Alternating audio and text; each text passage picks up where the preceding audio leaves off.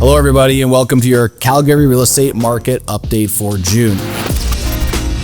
Now this is a really special month for our province and our city because for the first time since the early 2000s, we are going to play host to the annual G7 summit, where the leaders of the 7 most modern economies will gather to discuss all levels of, world political issues. And we get an opportunity to be in the spotlight for this, which is really good news for our city and our tourism industry, which is gaining a lot of steam right now. In fact, the Alberta's tourism minister is out there in the press now saying that the goal of 25 billion per year for this industry is very doable within the next 10 years. And you can see why here, because according to the article where he was interviewed, it's saying, according to the provincial government, growth in Alberta's tourism sector outpaced every other province, advancing at a rate more than 3 times the national average for the first 3 quarters of last year. That's really good news, and it's got the Alberta government looking to open up Crown land for all-season resort developments to try and feed into this, okay? And this makes sense to me as well because we've seen lots of statistics about really positive interprovincial net migration, so people moving to Alberta from other provinces, and surely it would make sense that they might want to visit first before deciding to move here, and that could be perhaps why we're seeing so much more tourism. So great news for Alberta, great diversity for our economy. The G7 summit is certainly going to help this out, and stay tuned to see what happens with some more of this, okay? We're also now seeing our new Prime Minister Carney make the rounds with all the premiers trying to drum up support to fast-track projects of the national interest. And this has certainly got the eyes and ears of many CEOs in the oil and gas industry, particularly here at Trans Mountain, who eyes these initiatives to increase capacity and hopes to join the national projects list, okay? So this would be good news for Alberta and particularly Calgary if we can increase pipeline capacity or even create more pipelines to have more markets and a greater ability to export our natural resources here.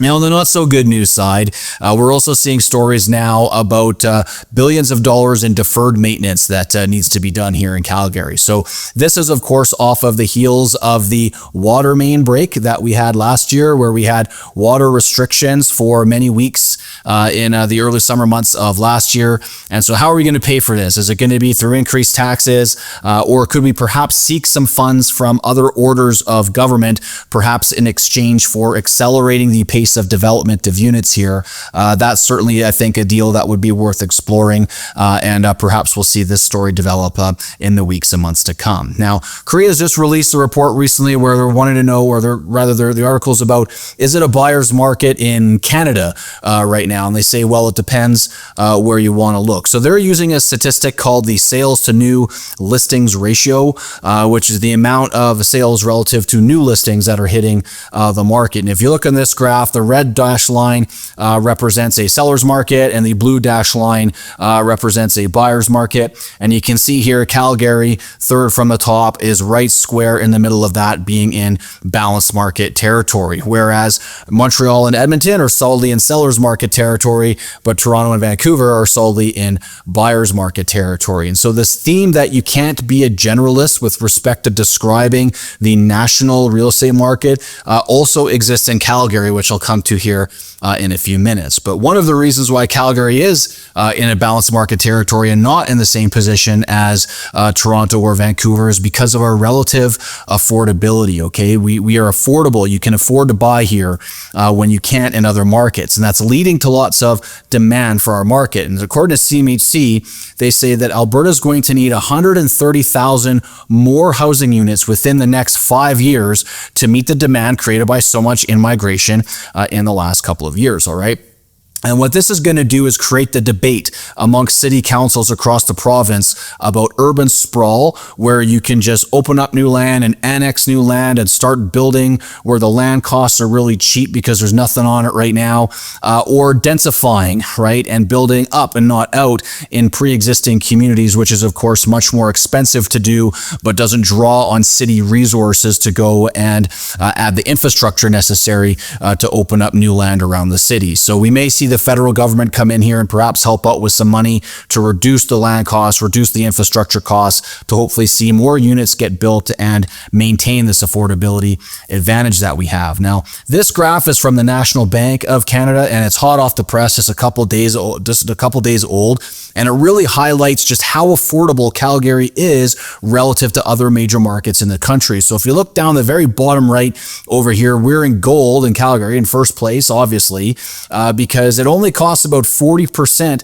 of the median the monthly mortgage payment is only about 40% of the median home price. Okay, so this is really good news for us. When you compare this against other markets in Canada, you can see just how affordable we are. Vancouver up here at about 93-ish% of the median home price, the monthly mortgage payments. It's just not affordable. Same as Toronto here, down at 83%. Canada, on average, is still in the mid 50s, and so Calgary does enjoy this affordability advantage compared to these markets, which I think is a really good thing for our local economy. A little bit more out of that, they're showing here the mortgage payment as a percentage of income for non-condos, so detached properties, that's now at 44%. Condos are very affordable at just under 24%, okay? And buried within the tables of this report was a really cool stat that I found, which says that the home ownership rate in Calgary is tops in the country.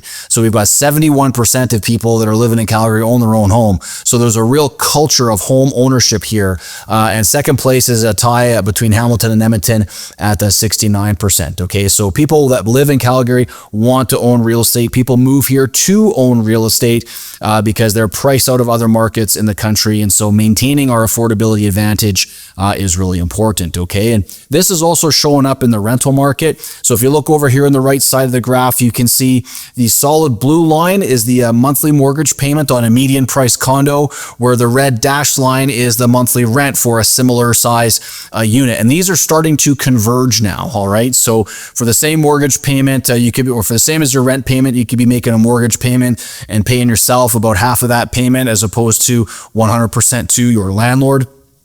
So this is really good news to see these two lines coming together again, because we're going to maintain our affordability advantage and have that upward progression opportunity for tenants to advance into home ownership and then onwards and upwards within the market from there. Okay, let's look a little bit at some of the sales statistics now. These were just released a couple days ago. So last month, the average price in Calgary was $591,000, down 1.4% year over year. And in May, we're at $590,000 again, but down 2.5% year over year. Okay, and this is because we're now comparing ourselves to the peak of the market before we started our sort of slow, gradual decline in prices and in sales from the midway point of last year. I'll have a slide to show you that here in a minute. But we're also seeing some mixed signals. Okay, so the same way that you can't generalize the Canadian real estate market, you can't do that in Calgary either. Now we're starting to see some asset classes are going up and some asset classes are going down. And in addition to that, I'll show you this here. We've got some segments of the market, so some locations in the city that are going up and others are going down too. Okay, so year over year, the Northeast, for example, is down 5% or about $25,000. Okay, where the west end of the city is up a hair at 0.3%. And you can see here the overall trend that we've kind of followed since this time last year, where we were on an average price of $605,000, the peak sales at $3,000. We're just not selling as many houses this year, and our pricing has stayed relatively flat here over the last few months, coming up from the floor that we were in December of last year. Okay, so I think for the next couple of months, you're going to see this year over year comparison of pricing be down a little bit, despite all of the really great economic fundamentals that underlie our market and why we have a really bright future here in Calgary. Okay, and this is also illustrated on this graph, which shows the different asset classes, so detached, apartments, semi-detached,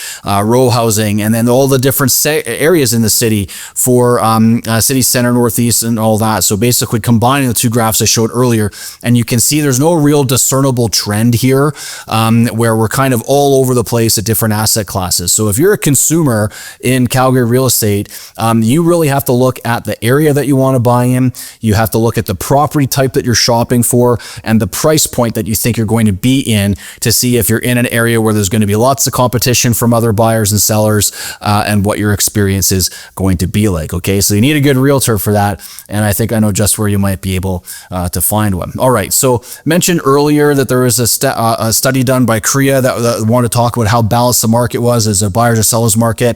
I like to use months of supply as my metric that I look at, and by that metric, we are still pretty close to a balanced market here in Calgary. In fact, our months of supply number is exactly the same as it was a month ago. Okay, now you wouldn't typically expect that at this time of year. Usually at this time of year, and if you go back to where we were last year, you're going to have more buyers than you're going to have available inventory.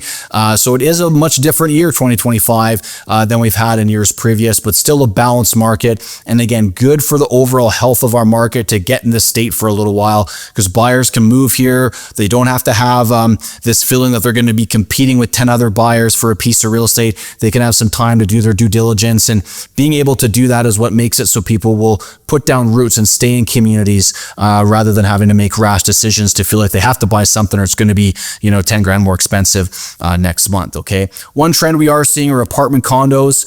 Those are starting to become a little bit out of balance here now, with very solidly in buyer's market territory everywhere. But again, this is good news for if you're somebody that's moving here from another market where you might be renting or looking to start your career, build a family. Well, you can get into a condo here in Alberta, and particularly in Calgary, without the same types of pressures that you might find or pricing that you might find in other markets. Now, we say that we're at a bit of a down year this year. Things are a little bit slower, but again, some perspective here is required. Okay, so this is the cumulative total sales that we've seen since the start of the year, and we're on the very far right over here for 2025. So we're still ahead of the 10-year average, even if we're less and significantly less than we've seen in any of the last 4 years. Okay, we're well ahead of how we were prior to the pandemic and during the economic downturn. So lots of opportunities here to get into real estate and to have some mobility through different asset classes as well, which is really good news for us. Okay, so that's what I've got here for you for the month of June. I hope you guys enjoy the Spotlight and the G7 Summit coming up here in a couple of weeks. If you got any questions about what the market might mean for you and your real estate ambitions, please reach out to a Redline Realtor. We would love to help you guys out. Thank you very much for watching, and I'll see you guys next month.